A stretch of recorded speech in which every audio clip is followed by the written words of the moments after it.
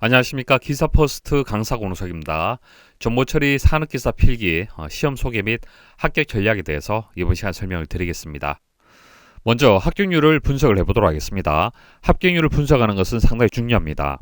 왜냐하면 합격률을 분석을 하게 되면 앞으로 시험이 어떻게 출제가 될 것인지 예측을 할 수가 있는 거예요.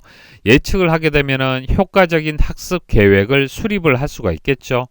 최소의 노력으로 불편한 시간 낭비 없이 한 번에 합격을 하실 수가 있는 겁니다.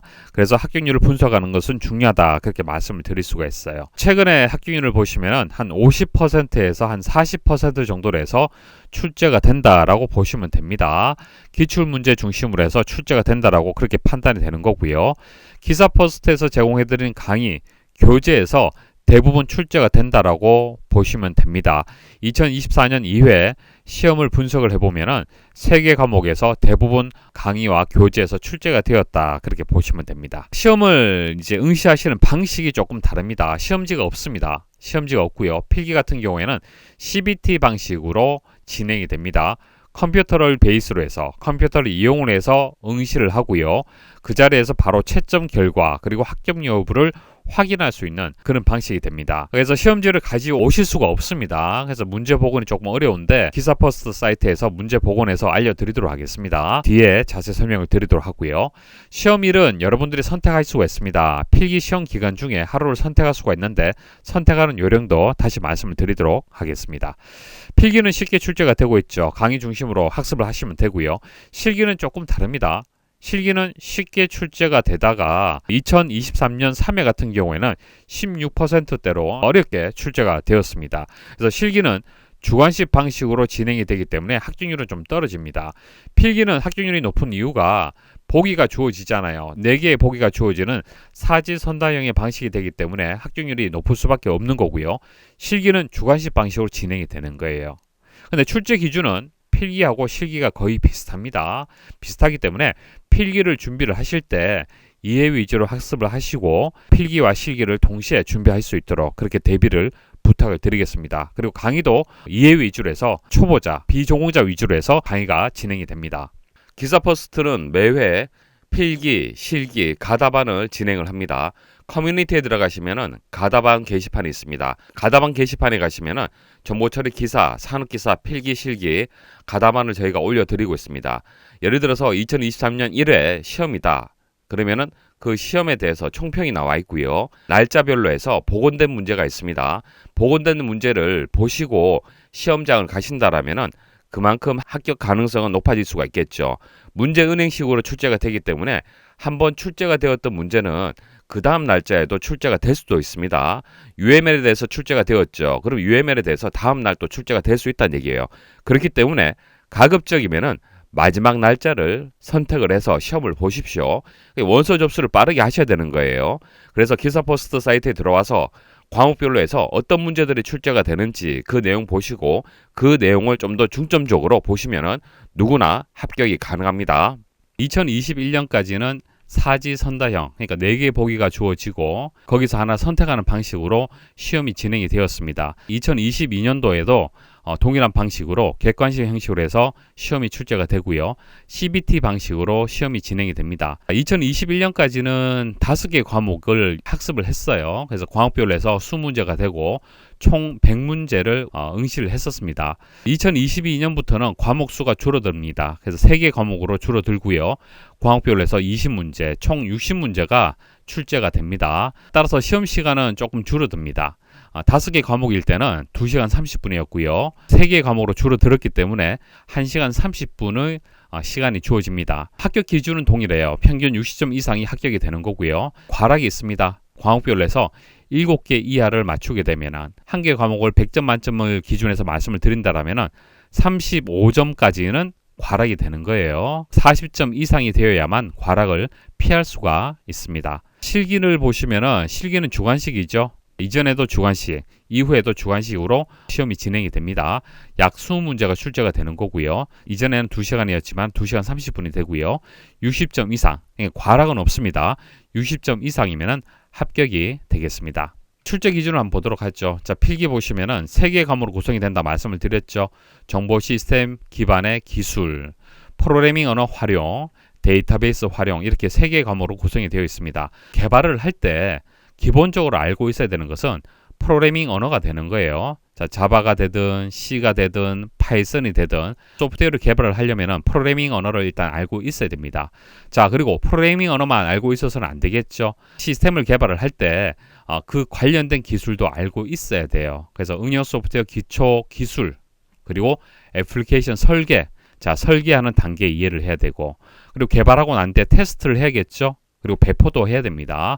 자, 이런 전반적인 기술을 알고 있어야 되고요. 그리고 지금 우리가 개발하는 프로그램들은 대부분 데이터베이스하고 연동이 되어 있습니다. 그래서 데이터베이스를 활용하는 부분, 데이터베이스를 이해하고 SQL을 활용하고 데이터베이스 프로그래밍 할 수 있는지를 검증하는 그런 내용으로 되어 있습니다. 그래서 필기 출제 기준은 이렇게 되는 거고요. 필기하고 실기하고 거의 같습니다. 자, 여기서 실기라고 표시된 부분 있죠. 자, 이런 것들은 실기 시험에서 주관식 형태로 해서 다시 출제가 되는 겁니다. 그래서 필기 범위가 좀 더 넓다라고 보시면 되고, 필기 범위 내에 실기가 포함이 된다. 자, 그렇게 정리를 하시면 되겠습니다. 출제 기준 변경해서 필기 과목을 한번 비교를 해볼게요. 출제 기준 변경 전에는 이렇게 5개 과목을 여러분들이 학습을 했습니다. 데이터베이스, 전자계산기 구조, 시스템 분석 설계, 운영체제, 정보통신 개론 이렇게 5개 과목을 학습을 했는데요. 자, 이 학습한 내용들은 이런 겁니다. 전자계산기 구조라면은 컴퓨터 한 대에 대한 학습이라고 보시면 됩니다.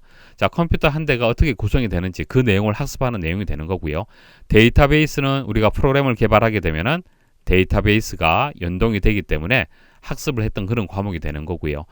그리고 우리가 시스템, 프로그램을 개발을 할 때 분석하고 설계하는 단계가 있어요. 자, 그 내용이 되는 거고요. 그리고 운영체제는 기본적으로 우리가 알고 있어야겠죠. 자, 그리고 컴퓨터가 한 대만 우리가 가지고 이용하는 것이 아니죠. 컴퓨터와 컴퓨터가 서로 연결되어서 통신망으로 연결이 됩니다. 그래서 정보통신 개론, 자, 이 과목을 우리가 학습을 했어요.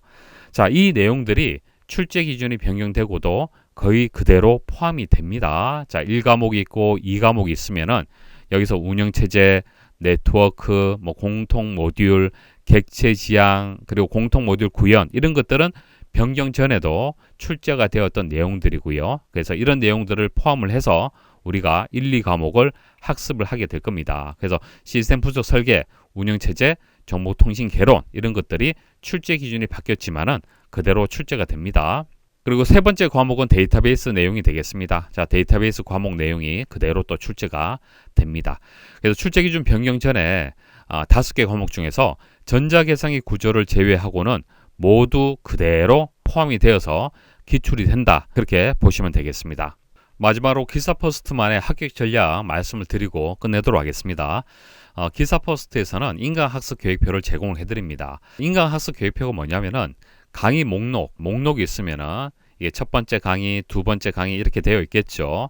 자, 그럼 첫 번째 강의를 언제 학습을 해야 되는지, 두 번째 강의는 언제 학습을 해야 되는지, 그리고 각 강의를 수강을 할 때 주의할 점 무엇인지, 자, 이런 학습 조언들 하나의 문서로 해서 만들어 둔 게 있습니다. 이 학습 계획표를 이용을 하게 되면은 자기 주도적으로 학습하기 힘든 인강을 이용을 해서 좀 더 체계적으로 학습을 하고 시험일에 맞춰서 대비를 하실 수가 있습니다. 그래서 인강 학습 계획표를 출력을 해서 체크를 하면서 그렇게 강의를 들으시면은 여유를 가지고 준비를 하실 수가 있을 겁니다. 자, 그리고 기사퍼스트의 강의는 비전공자 위주로 강의가 진행이 됩니다. 전공자 위주로 해서 강의가 진행되는 것이 아니고요. 비전공자, 컴퓨터를 처음 시작하시는 분들을 대상으로 강의를 제작을 할 겁니다. 그렇기 때문에 용어 하나하나 자세히 설명을 드리면서 그렇게 진행을 하도록 하겠습니다. 자, NCS, 국가직무능력표준이라고 하는데 NCS 기준에서 출제 기준이 바뀝니다. 자, 이것을 완벽하게 분석을 해서 강의만으로 합격할 수 있도록 그렇게 제작을 하고 있습니다. 자, 다른 참고 자료들, 출판사 교재라든지 다른 강의 보실 필요 없습니다. 기사퍼스트의 강의와 교재, 자료만 가지고도 한 번에 합격을 할 수가 있습니다. 자, 그리고 기사퍼스트의 합격 전략 보시면은 강의는 이렇게 진행이 될 겁니다. 자, 먼저 개념을 이해할 수 있도록 강의 중에 기본 유형, 해결 능력을 키워드리도록 하겠습니다. 그리고 기출문제라든지 예상 문제를 다양하게 제공을 해드려서 응용할 수 있도록 다양한 유형의 풀이가 가능하도록 제공을 해드리고요. 그리고 시험장 가시기 전 최종 점검 필요하겠죠. 실전 모의고사까지 해서 제공을 해드려서 한 번에 합격하실 수 있도록 도와드리도록 하겠습니다. 자, 그리고 용어집을 제공을 해드릴게요. 컴퓨터를 공부할 때 가장 어려운 점이 뭐냐면은 컴퓨터의 다양한 용어들을 이해를 못해서 내용을 제대로 받아들이지 못하는 경우가 많다는 얘기입니다. 그래서 용어를 따로 정리해서 제공을 해드릴게요. 자, 스마트폰, 모바일을 이용을 해서 학습할 수도 있고 PC에서도 학습할 수 있도록 다양한 방식으로 해서 학습할 수 있도록 제공을 해드리도록 하겠습니다. 그리고 반복하는 횟수 제한 없습니다. 얼마든지 반복해서 강의 들으시면 되고요. 장소 제한 없습니다. 그래서 다양한 방식으로 여러분들이 시간 나시는 대로 학습을 하시면 되는 거예요. 자, 마지막으로 다른 고민하지 마십시오. 출제 기준이 변경됐다 하더라도 거기에 맞도록 완벽한 대비가 될 수 있도록 기사퍼스트에서 철저하게 준비를 하고 있습니다. 그래서 따라만 오시면은 누구나 한 번에 합격할 수 있도록 그렇게 대비를 하고 있습니다. 다른 걱정하지 마시고 하나하나 강의 제공해드리는 그 내용들 꼼꼼하게 학습하시면서 따라오시면은 누구나 합격이 가능합니다. 자, 여기까지 해서 합격 전략 강의를 마치도록 하겠습니다. 수고하셨습니다.